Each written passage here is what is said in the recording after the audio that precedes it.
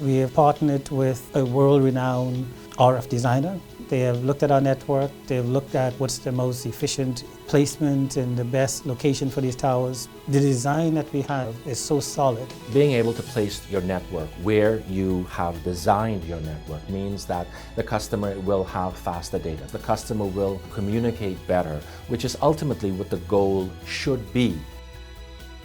We are ready. Turn us on. Officials investigating yet another Rubis fuel leak, this time in Sandyport. This as one local environmentalist renews concerns over the leak in Marathon. The Ministry of Housing's former parliamentary secretary says the PLP has lost its way. Plus, police back on the streets in full force in Yellow Elder Gardens. We've got those stories and more coming up tonight. I'm Dana Smith, and NB12 starts right now.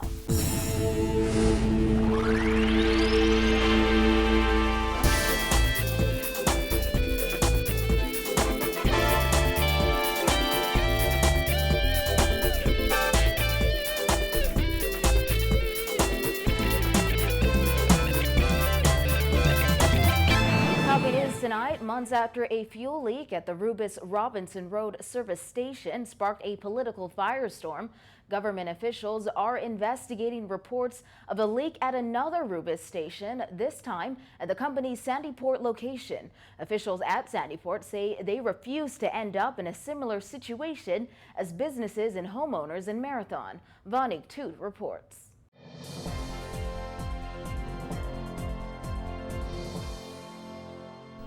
President of Sandyport Development Company Garth Buckner told NB12 today a resident alerted officials to a rainbow-colored oil sheen floating on the water in Sandyport's marina just behind Rubis's Sandyport location. He says they immediately contacted Rubis officials who shut off the valve.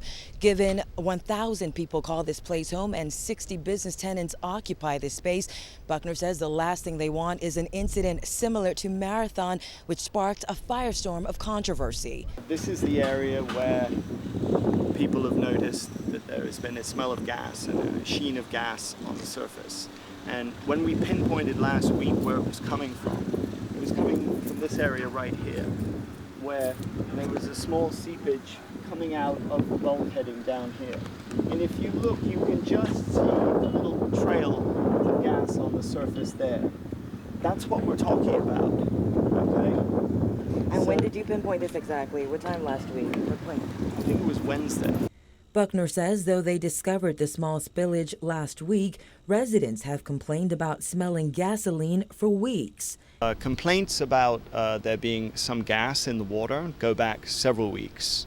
We have for a number of weeks noticing ourselves and some of our residents noticing that there has been a certain amount of gas around where the pump is.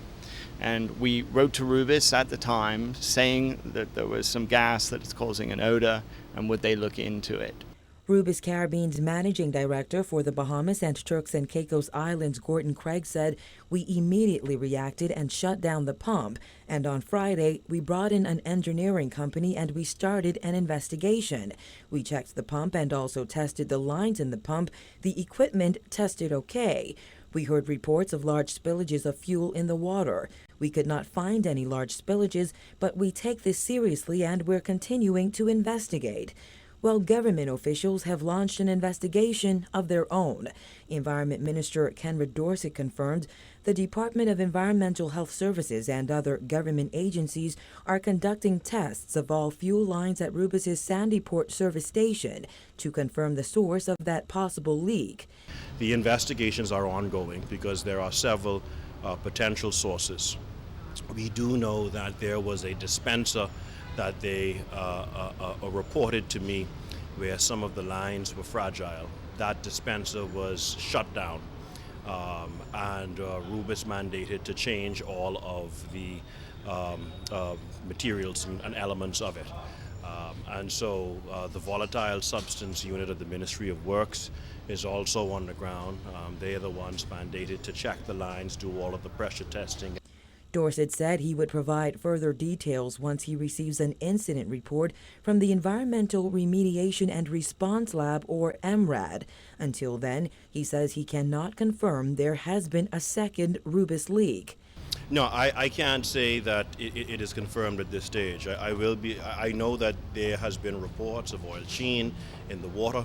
It is a marina. I mean, you have vessels that obviously have fuel. I just need to be certain as to the source of the leak. Chief Operating Officer of Stellar Energy, which is located in Sandyport, J.P. Michelson, agrees. He says though it doesn't hurt to probe the matter, he believes the situation has been blown out of proportion due to the recent controversy surrounding the Rubis gas leak in the Marathon area. So I think it's a direct result of what happened in Marathon. So you think there's nothing to be concerned about? I'm not seeing it. I think obviously what happened in Marathon was a real incident. I think here is just a little bit over the top. Have you smelled gasoline at all in recent days or weeks? But like I said, even when Rubis was closed, we were smelling gasoline because you have boats there that run on gasoline. A Black & Veatch report revealed that the Rubis spill on Robinson Road, which occurred in late 2012, early 2013, posed serious health risks to residents and people working near that station. With 1,000 residents and 60 businesses to look out for, the president of the Sandyport Development Company says they're not taking any chances. We're very interested in the quality of life at Sandyport, and we're very interested, of course, in our investment as well. So we want this sorted out. Everybody seems to be jumping to make sure that we don't have a repeat of the understandable concerns what happened in Marathon. We don't want that here. As government awaits an incident report from the Department of Environmental Health Services, environmental advocacy group Save the Bays has called for an independent investigation. Reporting from Sandyport Marina for NB12, I'm Vonnie Toot. A local environmentalist says Marathon residents should be asking a lot more questions regarding the health risks of that Rubis fuel spill that occurred in their area. The Save the Bays CEO is also questioning government's initial silence on the matter. And with testing underway for residents believed to have been affected and suspicions of other Rubis fuel leaks, Vanessa Haley Benjamin is calling for more environmental legislation to protect the country's resources. Kyle Joaquin reports. It's been about a month since tests began on Marathon residents who may have been affected by the Rubis fuel spill of 2012. The Black & Veatch report into that spill concluded that residents who live and work near the gas station were exposed to chemicals that could create health risks. But government, upon the advice of the Attorney General, withheld the information for over a year. Now, although the government has already expressed sincere regret and apologized for how long it took to release that report, Save the Bays CEO Vanessa Haley Benjamin believes residents of Marathon deserve a bit more than just an apology. She said they deserve answers. Those residents should ask some serious questions about medical surveillance. I would ask questions about the long-term medical surveillance of those residents, because this short-time testing, this one-time testing is not going to do it. They also need to ask who is going to be responsible for picking up the cost of any long-term medical surveillance. They also need to ask, where is this 17,000 gallons of fuel that was not extracted from the ground? We have contacted Rubis' managing director, Gordon Craig, for confirmation that there is a suspected leak at that location. However, no calls were returned up to airtime. Meanwhile, the Save the Bays CEO says it's not just what's going on in Sandyport or Marathon that should be the only concern, but she said Bahamians should pay more attention to what's happening out at Clifton. It is a major issue for the Bahamas. It's a major issue for our tourism industry. Kyle, Bahamians have the right to know what's in their drinking water. They have a right to know what they're swimming in. And the reports of the oil pollution at Clifton is just unbelievable that it's allowed to go on for so long without it being addressed. Haley Benjamin says once more environmental legislation is put in place to protect the country's natural resources, big companies would be more mindful of how their actions affect the environment. Haley Benjamin says for a country that brags of sun, sand, and sea, more should be done to protect the country's natural resources. It's not just our tourism product, it's our way of life. It's something that we have become accustomed to as Bahamians. It's our fisheries, Kyle.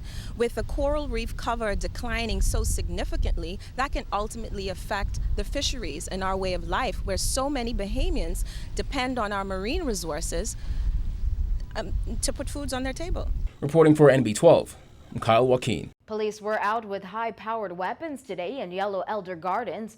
Operation Zero is what they're calling it. And according to Assistant Commissioner of Police Leon Bethel, it's aimed at getting weapons and illegal drugs off the streets. The operation will target all of the persons who want to engage themselves in the possession and sale of illegal drugs.